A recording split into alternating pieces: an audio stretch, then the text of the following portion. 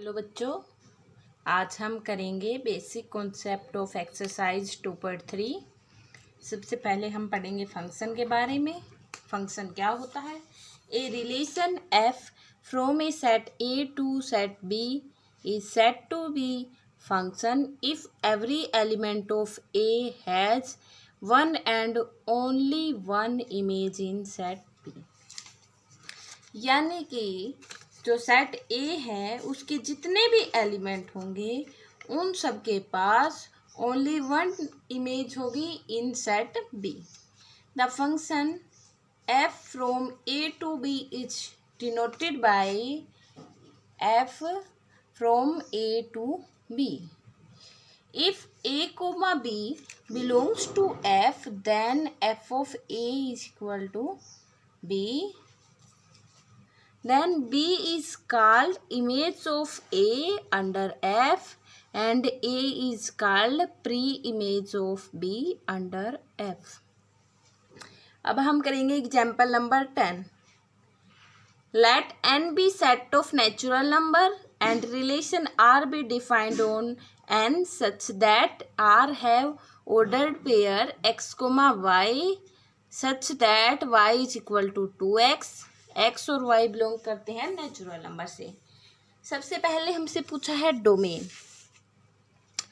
Domain में हम जानते हैं कि जितने भी ऑर्डर्ड पेयर आएंगे उसके फर्स्ट एलिमेंट डोमेन में बिलोंग करते हैं, यानी कि एक्स की जगह जितने भी एलिमेंट है वो डोमेन में होंगे और एक्स है वो नेचुरल नंबर से बिलोंग करता है। Hence domain is the set of natural number.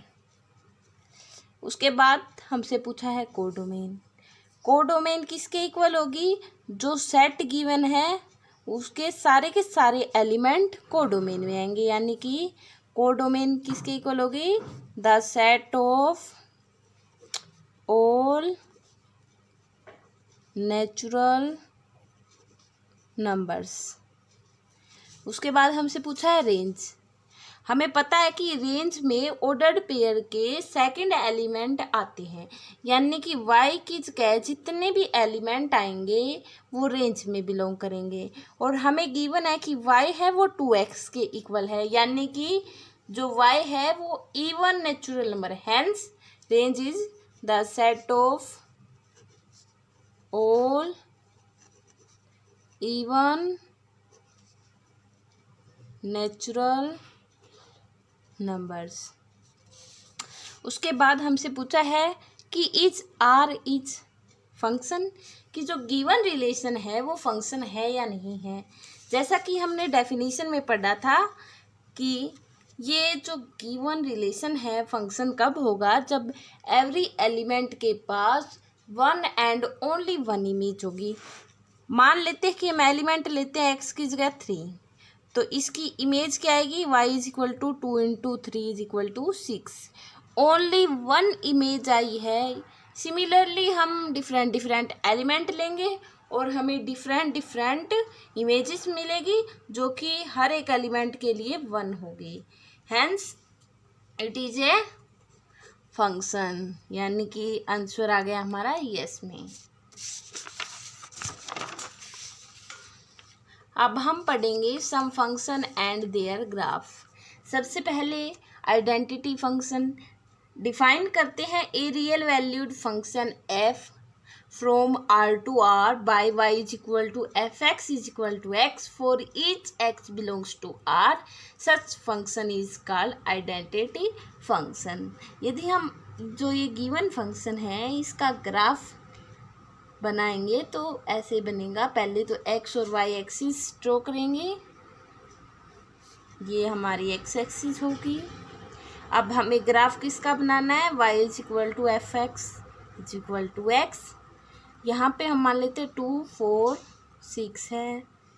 Similarly यहाँ पे भी 2 4 6 है। जब हम एक्स की वैल्यू 2 लेंगे तो वाई की वैल्यू भी 2 आएगी। एक्स की वैल्यू 4 लेंगे तो y की वैल्यू भी 4 आएगी, यानी कि जो ग्राफ है वो इस प्रकार बन जाएगा। ये हो गया आइडेंटिटी फंक्शन का ग्राफ। अब हम पढ़ेंगे सेकंड टाइप ऑफ फंक्शन जो कि है constant function. Define a function F from R to R by y is equal to f x is equal to सी।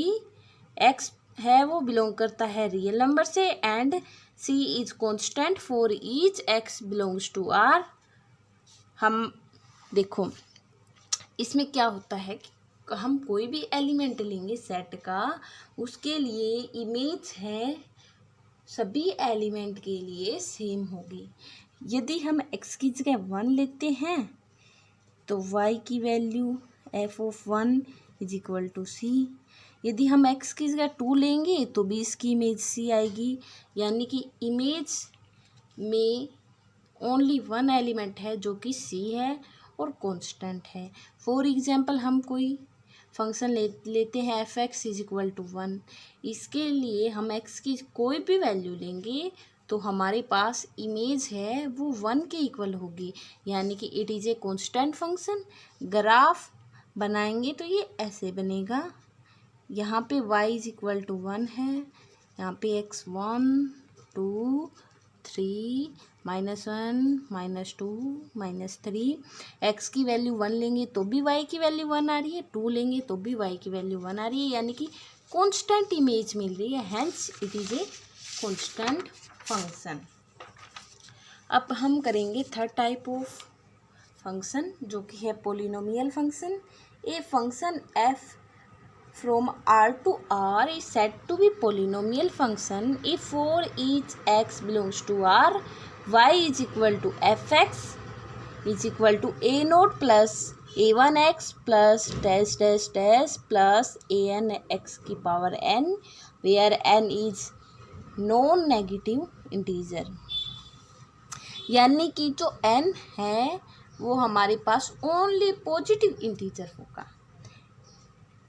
हम एक एग्जाम्पल लेते हैं। Define f from r to r by y is equal to f x is equal to x square.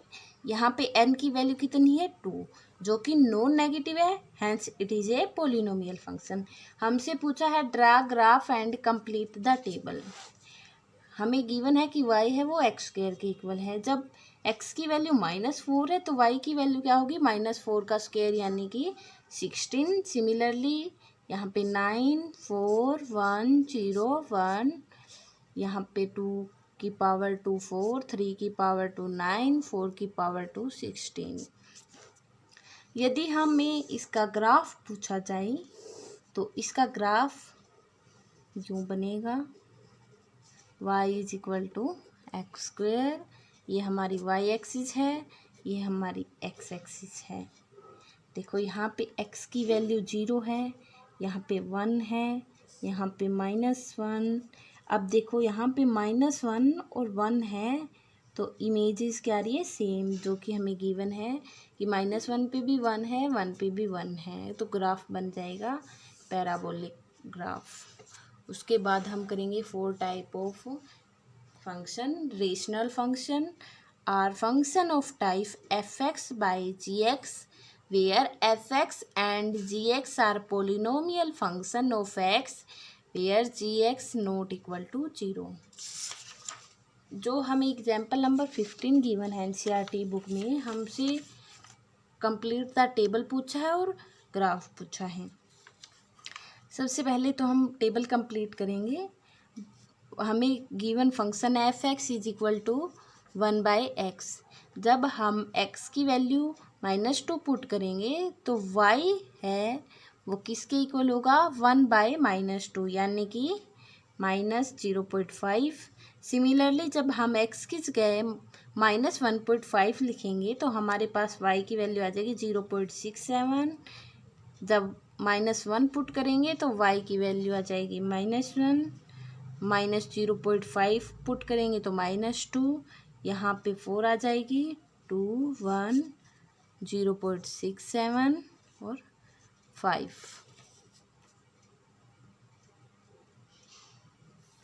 हमने complete table कर ली है। जब हम rational function का ग्राफ बनाएंगे तो वो कुछ इस प्रकार बनेगा। ये देखिए, अब तो यहाँ पे देखेंगे x की वैल्यू -0.5 यहाँ पे आएगी। एक बार के लिए हम मान लेते हैं -0.5 यहाँ पे है, तो x जो y की वैल्यू है कितनी है -2। तो यहाँ पे भी जो 0.5 होगा उस पे इसकी वैल्यू कितनी होगी 2, और यहाँ पे -2 है। तो ग्राफ बन गया रेशनल फंक्शन का ये वाला। अब हम करेंगे अगला टाइप ऑफ फंक्शन जिसमें है हमारे पास modulus function. The function f from r to r defined by fx is equal to mod of x for each x belongs to r is called modulus function. जो हमने ये function है इसको हम ऐसे भी लिखते हैं fx is equal to x जब x की वैल्यू ग्रेटर देन और इक्वल टू 0 है, और fx है वो -x व्हेन x की वैल्यू लेस देन 0 है। जब हम इसका ग्राफ बनाएंगे तो हमारे पास ग्राफ में ये वाली वैल्यू आएंगी। यहाँ पे यदि 1 है तो y की वैल्यू कितनी आएगी mod of 1 यानी कि 1। जब -1 लेंगे तब भी y की वैल्यू कितनी आएगी 1। सिमिलरली 2 पे और -2 पे भी 4 आएगी। इस प्रकार हम मॉडुलस फंक्शन का ग्राफ बना सकते हैं। उसके बाद आता है signum function. The function f from r to r defined by fx is equal to 1 0 -1।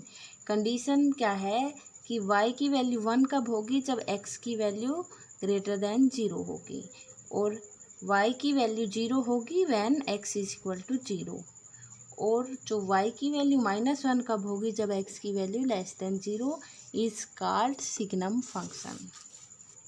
अब हम यदि ग्राफ की वैल्यू निकालें, यहाँ पे हमारे पास x एक्सिस है, यहाँ पे y एक्सिस है। यहाँ पे मान लेते हैं हम y इक्वल टू 1 है, यहाँ पे y इक्वल टू -1 है। जब हम पॉजिटिव वैल्यू ले रहे हैं तो हमारे पास y की वैल्यू 1 है, और जब नेगेटिव वैल्यू ले रहे हैं तो y की वैल्यू कितनी है -1। ये हमारे पास हो गया सिग्नम फंक्शन का ग्राफ। उसके बाद हम करते हैं greatest integer function. The function f from r to r defined by fx is equal to in close bracket x belongs to r, assume value of greatest integer less than or equal to x, such a function is called greatest integer function। यानी कि greatest integer function क्या होता है, वो value देगा जो integer less than हो या फिर इक्वल टू x हो। जैसे कि हमारे पास 5.6 हो x, तो हम ग्रेटेस्ट इंटीजर की वैल्यू निकालेंगे। तो ग्रेटेस्ट इंटीजर तो यहाँ पे क्या आएगा 5, क्योंकि इक्वल और लेस हो सकता है। यदि हम 6 लेते हैं तो वो ज़्यादा हो जाएगा, लेकिन हमें तो पता है कि ग्रेटेस्ट इंटीजर में या तो इंटीजर के इक्वल होगा या फिर उससे लेस होगा, यानी कि ग्रेटेस्ट इंटीजर 5 आ जाएगा। सिमिलरली जब हमारे पास x की वैल्यू 1 के या तो इक्वल है या फिर 1 से बड़ी है और 2 से छोटी है, तो हमारे पास जो ग्रेटेस्ट इंटीजर y है उसकी वैल्यू आएगी 1। और ग्रेटेस्ट इंटीजर की वैल्यू 0 कब होगी 4, यदि x की वैल्यू 1 से तो लेस है और 0 के या तो इक्वल है या फिर उससे बड़ी है। उसके बाद ग्रेटेस्ट इंटीजर की वैल्यू -1 कब होगी 4, x की value less than 0 and greater than और इक्वल टू -1। ये हमने ग्रेटेस्ट इंटीजर का ग्राफ बना रखा है जिसमें ग्रेटेस्ट इंटीजर की वैल्यू कितनी आ रही है -1। Thank you.